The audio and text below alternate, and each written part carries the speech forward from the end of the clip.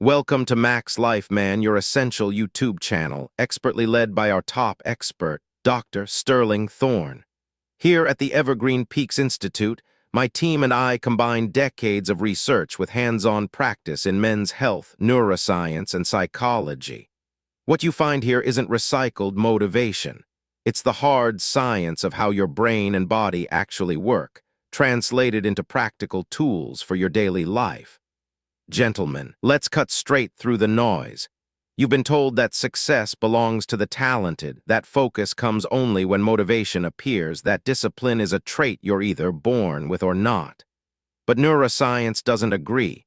In fact, it proves the opposite. Your brain changes when you face friction, not when you wait for the perfect mood.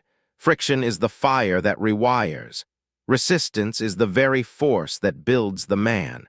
This isn't just about the lab, it's about your life. It's about how you pursue your career, how you shape your relationships, how you discover purpose, how you survive setbacks.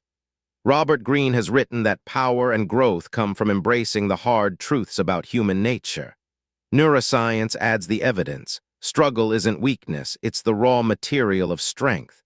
And before we dive deeper, let me ask you for something simple yet powerful. Hit that like button right now, not for me, for you. Because when you do, you're sending a signal to yourself and to the universe. I'm ready for more focus, more clarity, more growth. I'll tell you something remarkable. Every time a man takes that tiny action, something shifts. Call it psychology, call it biology, call it the universe. It doesn't matter. Men who lean in, who commit even with a click, start to notice it. More confidence, more joy, more momentum. So if you press like now, I'll say it aloud. May you be blessed with health, may your days be filled with energy and strength, and may the very thing you've been longing for come to you sooner than you ever expected. Try it. You'll be surprised at the doors that open. Gentlemen, today we're going to break down how inner strength is built, not from comfort, not from luck, but from friction, focus, and the courage to face yourself. Your brain isn't finished. Your purpose isn't gone, and this journey we're about to take will show you why you are wired not just to survive, but to conquer. Hope. Your brain is wired for purpose. Gentlemen, here's the truth neuroscience keeps repeating. Your brain is not wired for aimlessness. It is wired for purpose. From the circuits of focus in your prefrontal cortex to the dopamine systems that light up when you pursue something meaningful, everything about you was designed to chase direction, not drift. But somewhere along the way, many men forget this. We settle into jobs that drain us, routines that numb us, relationships that don't challenge us. We convince ourselves, maybe I just don't have a calling. Yet science disagrees. Andrew Huberman and his colleagues at Stanford have shown that even in later life, the brain's reward systems ignite when you attach effort to something that matters. Purpose isn't a gift, it's a circuit waiting to be switched on. Let me give you an example.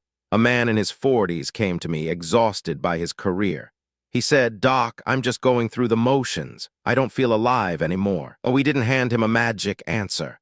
We gave him experiments, volunteering in a community project, learning a new skill, mentoring a younger colleague. Within months, his brain chemistry shifted. His focus sharpened, his energy returned, his anxiety dropped. Why?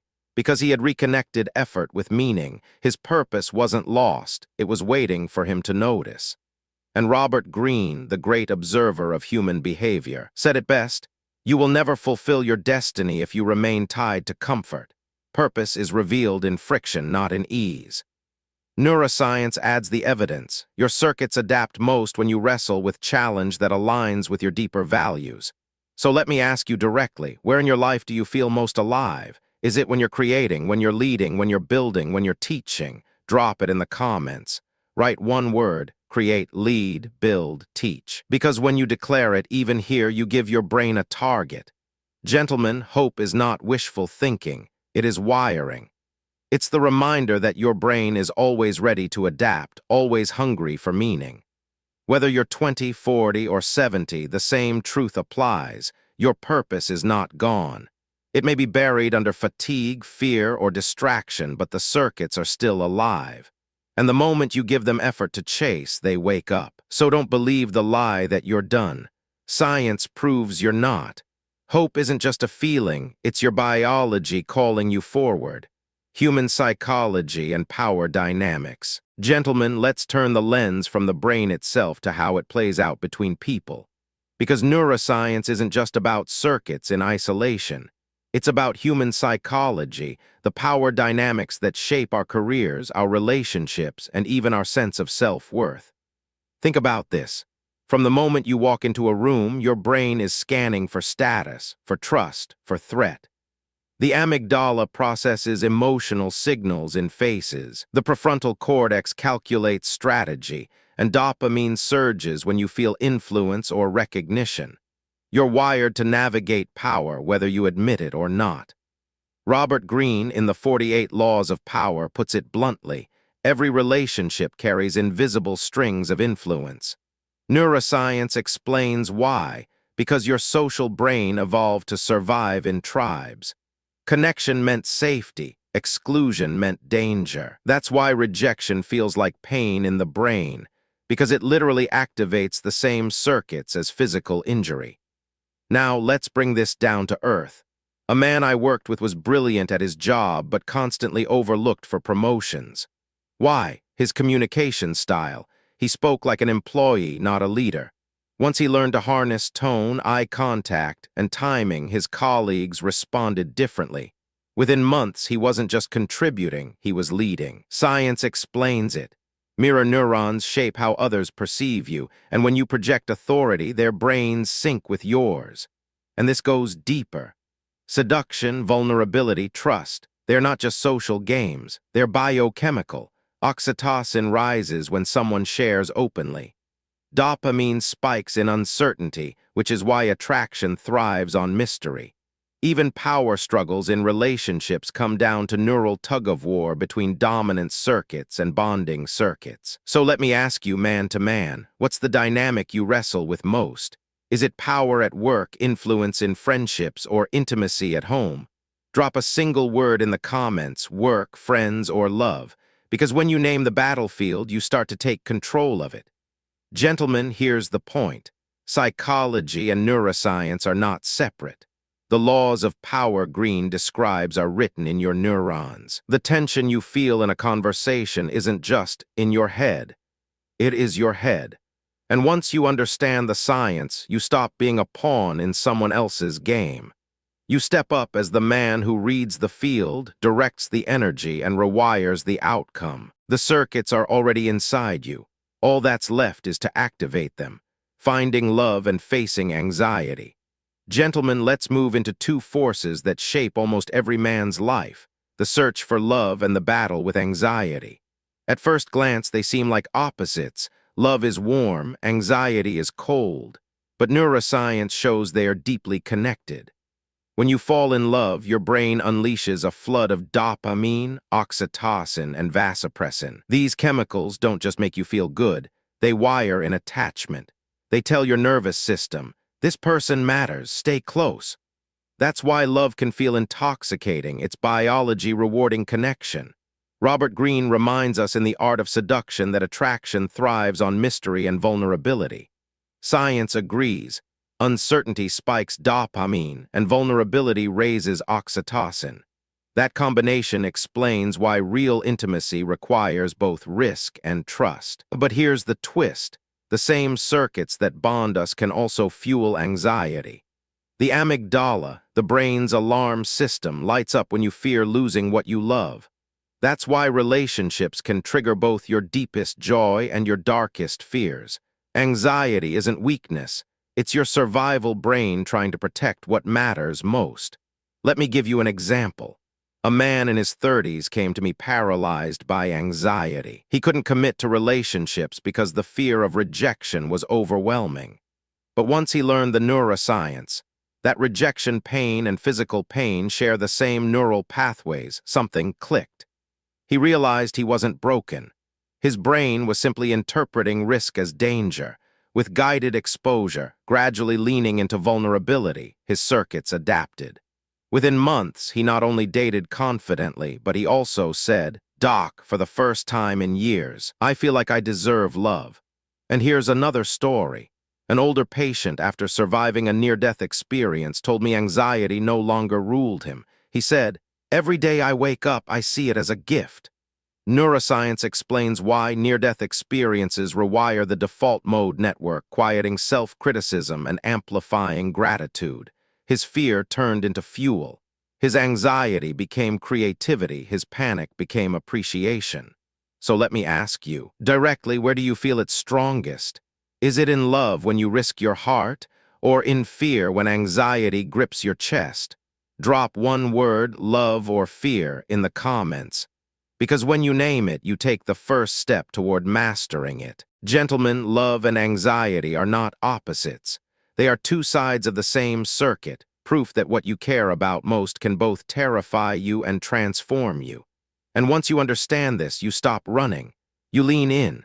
You realize the very fear you feel is evidence of how deeply you're wired for connection, growth, and life itself.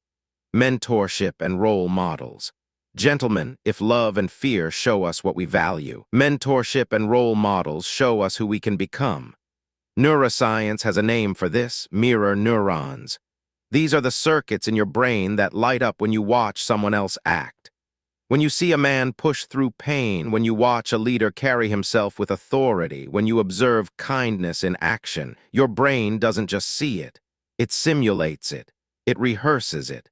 That's why mentorship is so powerful. You don't just learn from instruction, you learn from imitation, from osmosis, from presence. Robert Greene reminds us that every great figure in history apprenticed under someone. Michelangelo had Ghirlandaio. Alexander the Great had Aristotle.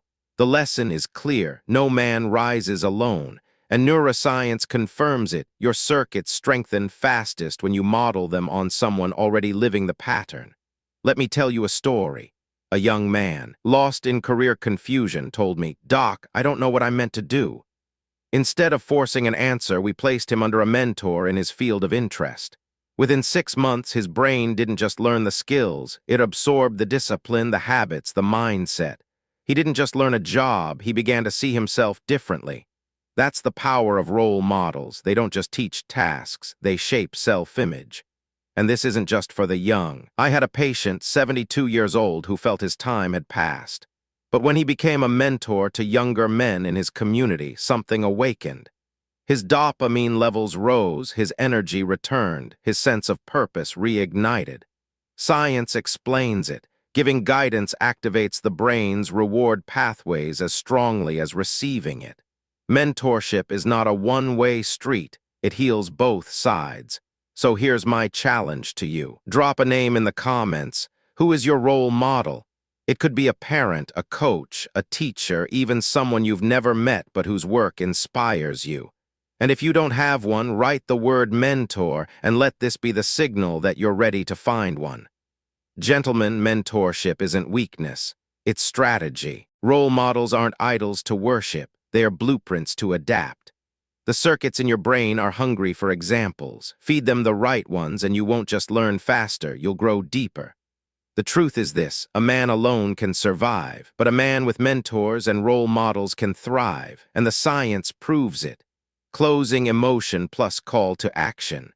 Gentlemen, after everything we've walked through together, the circuits of the brain, the hardships that built you, the power dynamics you navigate, the love you seek, the fears you face, the mentors who guide you, there's one truth I want you to leave with: you are not finished. Science proves it. Neuroplasticity doesn't have an expiration date. Purpose doesn't retire. Your circuits adapt for as long as you give them reason to. Whether you're 20 or 70, whether you felt broken or burned out, the same biology is inside you, waiting to be activated. Robert Greene teaches us that power comes from awareness, and neuroscience confirms that growth comes from deliberate friction. Put them together and the message is clear. Your life is still a laboratory, and you are both the subject and the scientist. So here's what I want from you now.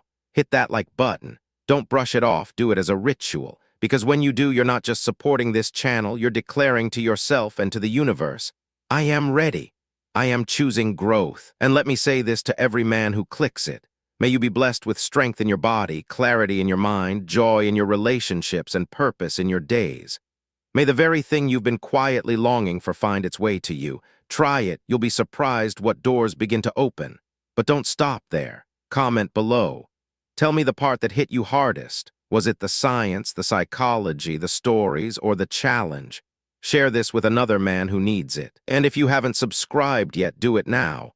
Not because algorithms demand it, but because this is how we grow together as a brotherhood of men committed to science, strength, and self-mastery. Gentlemen, remember this. You are not broken, you are unfinished. And the next chapter of your life doesn't begin tomorrow. It begins the moment you decide to act, today.